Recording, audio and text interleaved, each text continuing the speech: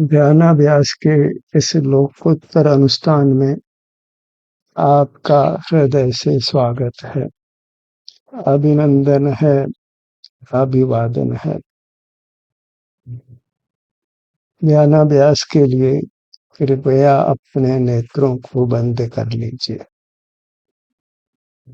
उपलक्षण से सर्व ही इंद्रियों का व्यापार नहीं करना है।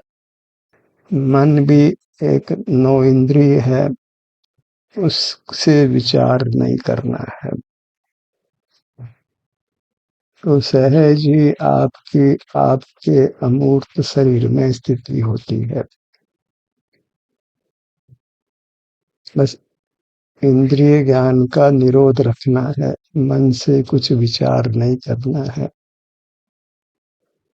यही ध्यान का अभ्यास है। इंद्रिय ज्ञान का निरोध करना अर्थात इंद्रिय जय करना, वही ध्यान का अभ्यास करना है। उससे आप स्वयं ही ध्यान रूप होते हैं। आपको अपने सुख का अनुभव होने लगता है। स्वभाव में कुछ कर्तापना नहीं है, बस प्रतिरोधक कारण को मिटाना है, तो स्वभाव ने स्वयं प्रकट हो जाना है। स्वभाव सुख है, प्रतिरोधक कारण हमारा इंद्रिय ज्ञान है। जैसे ही इंद्रिय ज्ञान को हम बंद करते हैं, हमारा सुख व्यक्त होकर अनुभव में आने लगता है।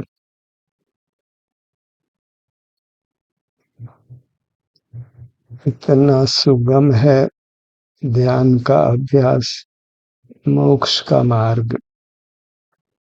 चूंकि ज्ञान सकल ही इंद्रिय ज्ञान रूप है, इसलिए हमने सकल ज्ञान का ही निरोध करना है।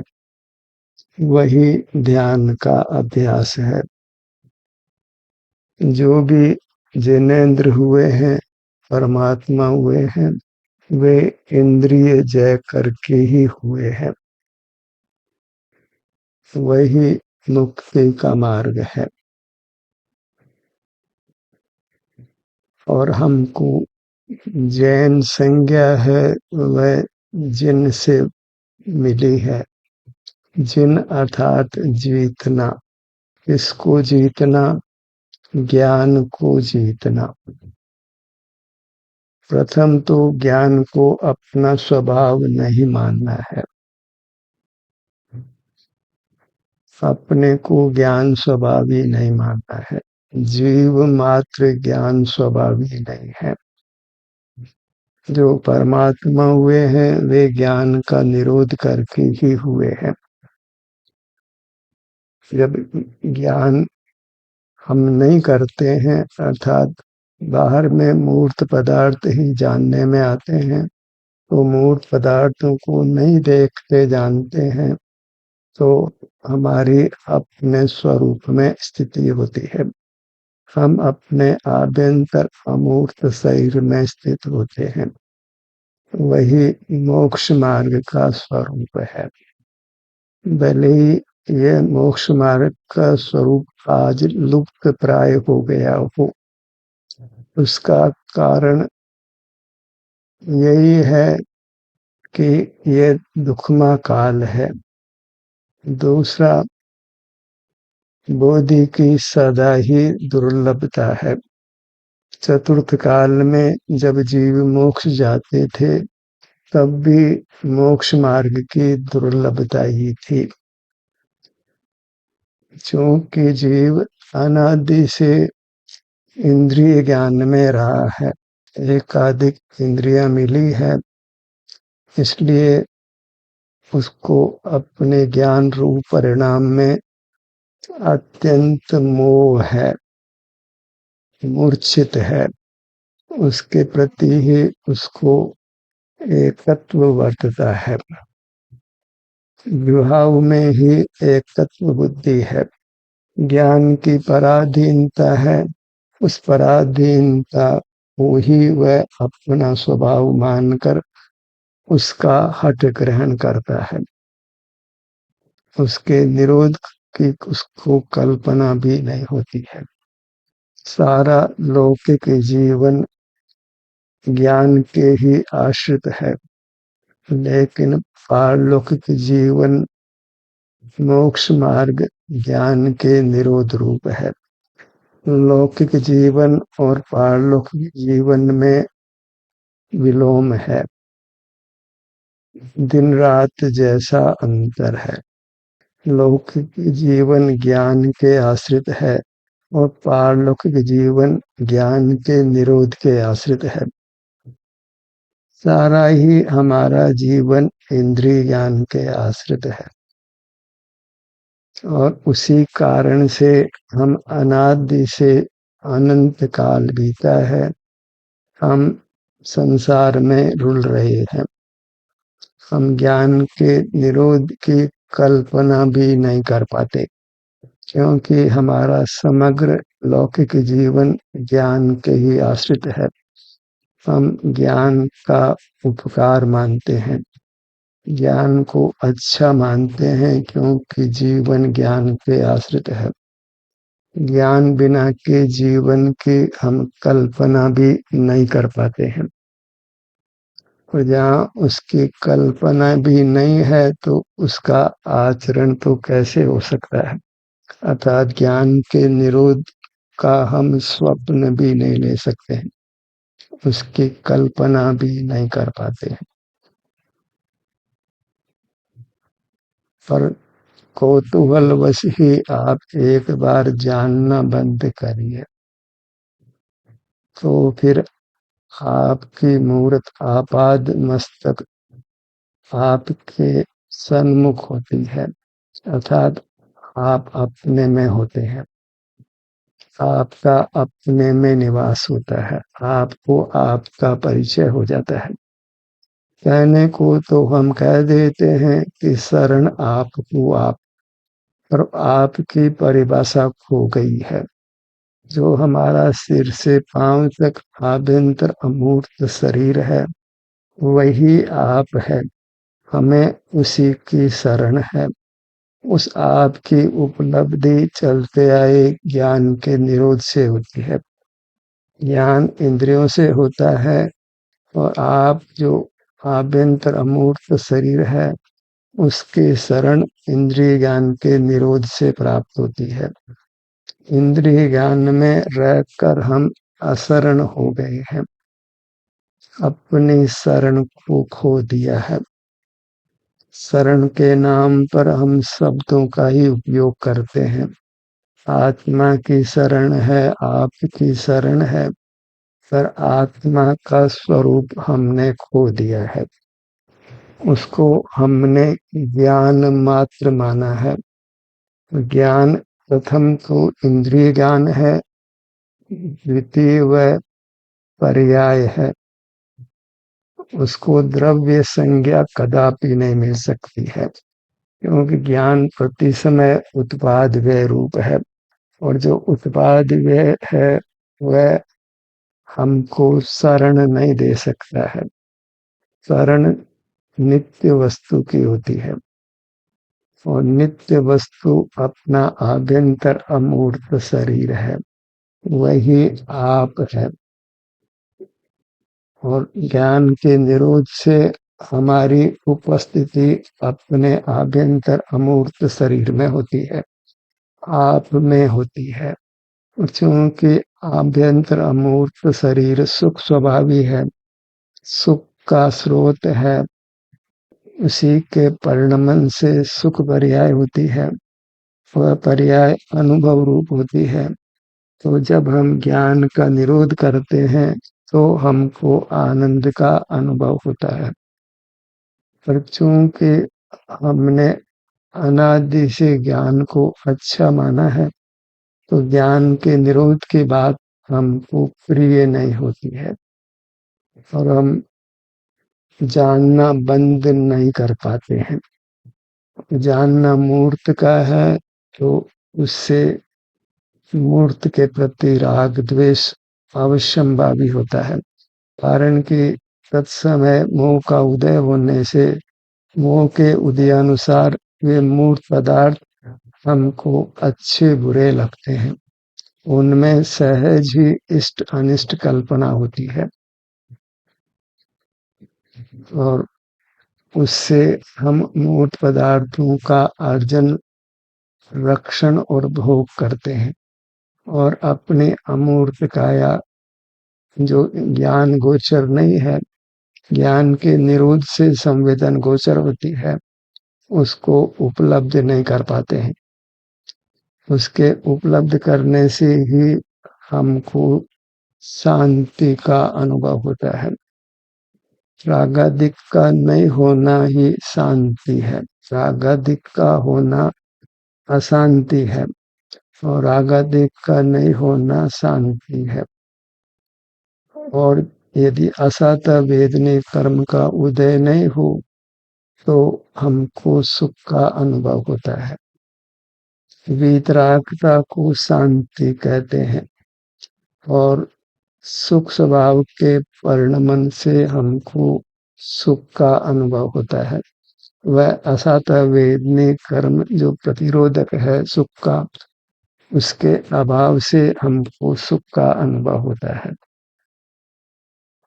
तो प्रथम तो हम रागादिक जनित अशांति का अभाव करें, इंद्रिय ज्ञान का निरोध कर अपने आभ्यंतर शरीर में स्थित होकर शांति का अनुभव करें और फिर सने सने असाता वेदनी कर्म निर्जरित होने लगता है, कुछ बिना फल दिए कुछ फल देकर। तो जो भी वेदना हमको अपने आप में अर्थात अपने शरीर में अनुभव में आती है वह स्वतः ही मिटने लगती है, कारण कि कर्म फल देकर चला जाता है और हमारा सुख हमको व्यक्त होकर अनुभव में आने लगता है।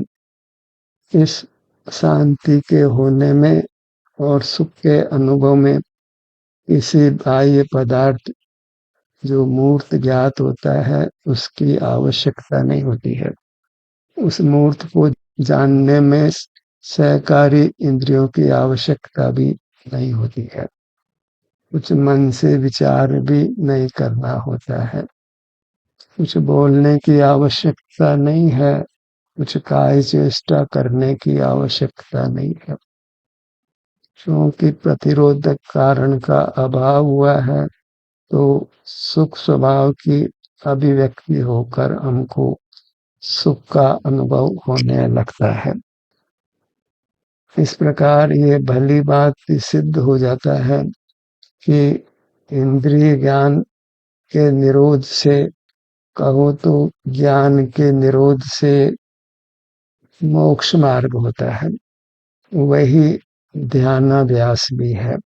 इंद्रिय ज्ञान के निरोध का ही दूसरा नाम ध्यानाभ्यास है, क्योंकि उससे सहज ही हमारी उपस्थिति अपने आभ्यंतर अमूर्त शरीर में होती है, उसके लिए कोई भिन्न यत्न नहीं करना पड़ता है, सहज ही हमारा सुख व्यक्त होकर अनुभव में आने लगता है। और इसमें एक और लाभ है कि हम शरीर के अंगों के नाम का विकल्प नहीं करते, सहज ही हमारे शरीर में हमारी उपस्थिति होती है। लौकिक जनों को तो शरीर नाम से ही कुछ एलर्जी होती है, क्योंकि उन्होंने शरीर को विनाशी देखा है, उनको अविनाशी अमूर्त शरीर का परिचय नहीं है, इसलिए वे शरीर और शरीर के अवयवों के नाम से खुश नहीं होते, नाराजगी ही व्यक्त करते हैं। और हमको भी जब अंगों का नाम ले तो वह विकल्प रूप ही होता है, जब बिना अंगों का नाम लिए ही हमारे स्वरूप में हमारी स्थिति हो तो इससे और उत्तम क्या हो सकता है। वहाँ कोई विरोध भी खड़ा नहीं होता है, कोई मन को समझाना भी नहीं पड़ता है, क्योंकि उससे सहज ही आनंद की अनुभूति होती है। तो वांछित सुख प्राप्त हो जाता है और फिर उस सुख के लिए सदैव ही इंद्रिय ज्ञान का निरोध करने का प्रयत्न होने लगता है और इसका अति उत्तम फल आता है, क्योंकि इससे सर्वांग में एक आनंद तरंग उत्पन्न होती है, एक आनंद का आह्लाद का परिणाम होता है। जब हम कुछ भी चेष्टा नहीं करते हैं, अर्थात इंद्रिय ज्ञान नहीं करते हैं, कुछ विचार भी नहीं करते हैं, कुछ बोलते नहीं हैं, कुछ हिलते डुलते भी नहीं हैं, तो अपने शरीर के विभिन्न अंगों में हमको उत्तम स्वास्थ्य का लाभ होता है। हम निरोग होते हैं और निरोगता का सुख अनुपम होता है। तो लौकिक जनों का जो स्वास्थ्य है उससे कई गुना उत्तम स्वास्थ्य जो इंद्रिय ज्ञान का निरोध करता है उसको प्राप्त होता है। उसके स्वास्थ्य और सुख की उपमा लौकिक जनों के स्वास्थ्य से नहीं हो सकती है, और जो स्वास्थ्य प्राप्त होता है वह स्थायी भी होता है,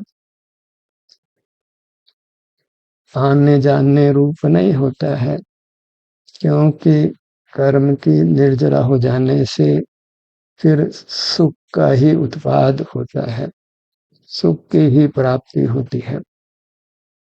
बस जो अनादि से ज्ञान का जो निरंतर संस्कार चल रहा है उस संस्कार को ही हमने तोड़ना है, और इस संस्कार का पक्ष सभी जनों को है।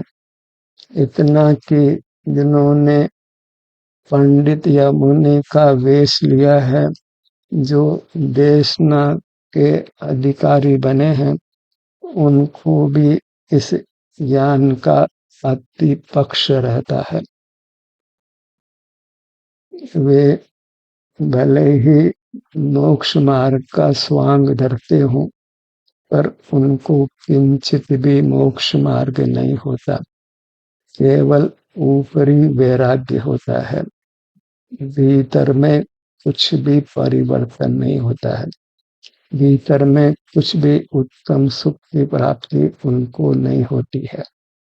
बस आगम का अभ्यास क्रिया के पालन से ही वे अपने आप को संसार के ग्रस्तादिक से उत्तम मानते हैं, अपने को गुरुपना स्थापित करते हैं, उपदेष्टा हो जाते हैं, जबकि उनको मोक्ष मार्ग की किंचित भी उपलब्धि नहीं होती है।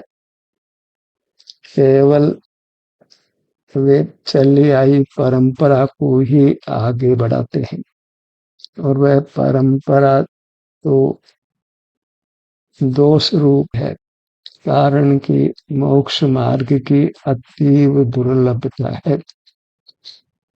जिनको मोक्ष मार्ग प्राप्त होता है वे तो गुप्त हो जाते हैं, उनको अपने शरीर से बाहर आना इष्ट नहीं होता है, वे अपने शरीर में सुख का अनुभव करते हैं, बाहर का ताप उनको स्वीकार्य नहीं होता है, इसलिए वे जगत के मेल जोल में नहीं रहते हैं।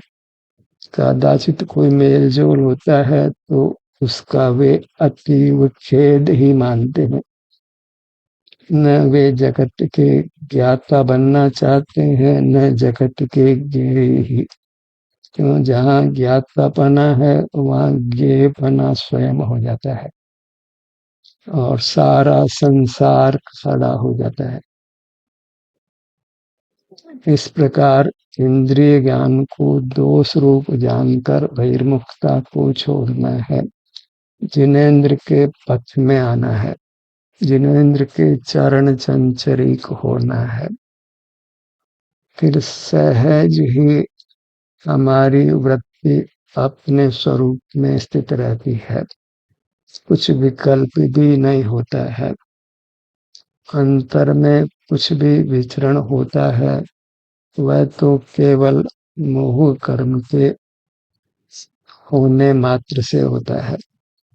जब मोह कर्म का उपशम या क्षय हो जाता है, मोह कर्म विद्यावली में नहीं रहता है, तो जीव की स्थिति अपने किसी भाग में स्थायी रूप से होती है, अर्थात चंचल वृत्ति नहीं होती है। वह संवेदना जब स्थिर हो जाती है तो सर्वांग प्रदेशों का अनुभव होने लगता है और जीव परमात्म दशा को पा लेता है। वह स्थिति यथा क्या चारित्र जो 11वें गुणस्थान से होता है तब ही होती है, उसी को परमार्थ से सूक्ष्म ध्यान संज्ञा है। क्योंकि अब वृत्ति में चंचल बना नहीं है। बाहर इंद्रिय ज्ञान में भी वृत्ति चंचल रहती है और जहाँ तक मोह कर्म का सद्भाव है वहाँ जब अपने शरीर में स्थित होता है तो वह संवेदना की स्थिति भी यथा क्या चैत्र होने से पहले चंचल होती है। आप भले एक स्थान पर टिकने का यत्न करें पर आप टिक नहीं सकते हैं जब तक मोह कर्म सत्ता में मौजूद है। मोह कर्म के उन्मूलन के पश्चात ही हमारी किसी भाग में या संपूर्ण शरीर में स्थिति होती है, चंचलता नहीं होती है। वृत्ति एक स्थान से दूसरे स्थान पर नहीं जाती है, स्थिर हो जाती है। उसके बाद सकल कर्मों का नाश होकर सिद्ध दशा ही प्राप्त होती है। करना तो इतना ही है कि जो अनादि से हम इंद्रिय ज्ञान में रहे हैं, मूल पदार्थों के देखने जानने रूप रहे हैं, विचार करने रूप रहे हैं, उसको अपना विभाव जानना है। क्योंकि वह सब पराधीनता रूप है और पर को देखने जानने रूप है, इसलिए आपराधिक है। उसमें हमारे स्वरूप में हमारी स्थिति नहीं होती है। हम अपने विस्तार से विमुख रहते हैं। अपने विस्तार जिसको द्रव्य संज्ञा है उसको हम पीठ देकर रहते हैं। अपने विस्तार को अर्थात अपने आभ्यंतर अमूर्त शरीर को भगवान संज्ञा है परमार्थ से, और हम तो व्यवहार को ही मजबूती से पकड़ कर रहते हैं। जो मुक्त हो गए हैं उनके शरीर को ही हम परमात्मा मानते हैं। अपने शरीर में परमात्मा बुद्धि नहीं होती है, जबकि हमारे लिए हमारे शरीर की शरण है। जो मुक्त हो गए हैं उनके शरीर की हमको किंचित भी शरण नहीं है, कारण कि पर तो पर ही है, उससे पराधीनता ही है, और पराधीनता है तो दुख ही है। जहाँ ज्ञान का पक्ष होता है वहाँ नियम से पर का पक्ष होता है, और पर का पक्ष है वही मिथ्या सिद्धांत है और उसके फल में अनंत संसार होता है। हमको अपने पक्ष में आना है, अपने आप के पक्ष में आना है, अर्थात अपने आभ्यंतर अमूर्त शरीर के पक्ष में आना है। वही अभेद भक्ति है, वास्तविक भक्ति है, वही अभिन्न साधन साध्य भाव है, स्वाधीन जीवन है। जहाँ स्वाधीनता है वही मोक्ष मार्ग है, जहाँ पराधीनता है वही संसार मार्ग है। ज्ञान में कि हम ये निर्णय करते हैं कि ज्ञान से ही संसार होता आया है, पर विज्ञान में जो निर्णय है वह स्वानुभव के उपरांत होता है।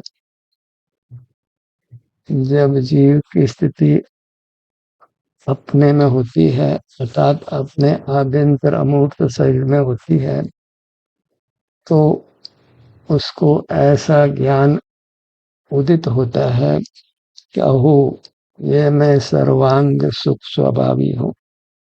इसमें स्थित नहीं रहकर, ज्ञान से बहिर्मुख रहकर मैंने अनादि से अपना संसार उत्पन्न किया है। अब मुझे इस ज्ञान का विश्वास छोड़कर अपने आभ्यंतर अमूर्त शरीर में स्थित रहना है, क्योंकि वही सुख का स्रोत है। मैं सुख स्वभावी हूँ।